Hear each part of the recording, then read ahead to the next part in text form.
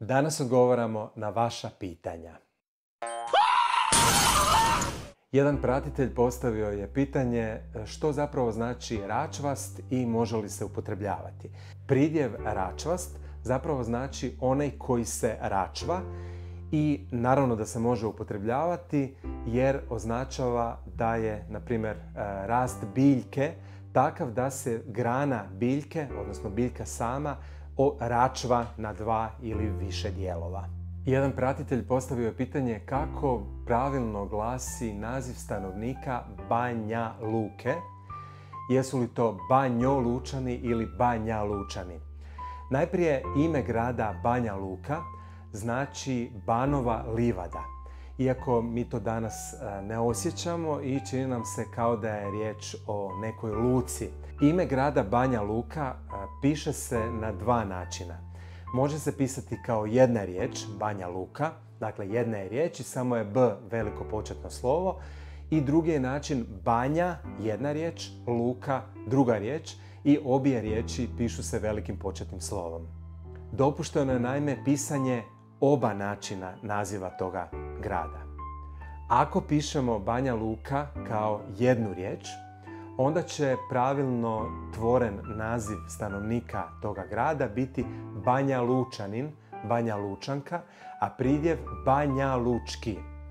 Ako pišemo naziv toga grada kao dvije riječi, dakle dvijema riječima, Banja i Luka, onda ćemo pravilno to ime sklanjati kao Banje Luke, dativ Banjoj Luci, vidim Banju Luku, a naziv stanovnika toga mjesta bit će Banjolučanin, Banjolučanka, pridjev Banjolučki.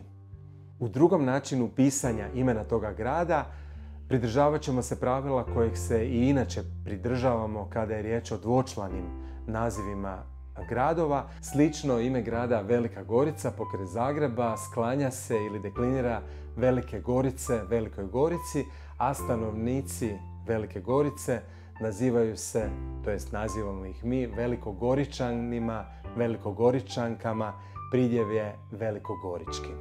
Je li pravilno srednjoškolac ili srednješkolac? Možemo provjeriti u pravopisu hrvatskog jezika, ali dobro je znati i pravilo. Naime, u tom slučaju, kao i u nekim sličnim slučajevima, ne provodi se glasovna promjena koju nazivamo jednačenjem po mjestu tvorbe, odnosno bez obzira na to što iza nj dolazi samoglasnik O, on se ne mijenja u samoglasnik E. Kao što se, na primjer, ta glasovna promjena provodi u nekim drugim slučajevima, pa od prijatelj instrumenta glasi prijateljem. Pravilno je srednjoškolac, kao što je pravilno i srednjovjekovni, također srednjoafrički, srednjoeuropski i sl. Dakle, čim na početku imamo srednjo, onda je i vokal koji spaja zapravo ta dva dijela riječi, onaj koji označava sredinu i koji označava ono na što se to odnosi, vokal je O, takozvani spojnik O, i pravilno je srednjoškolski, srednjoeuropski, srednjoafrički, srednjomediteranski i sl.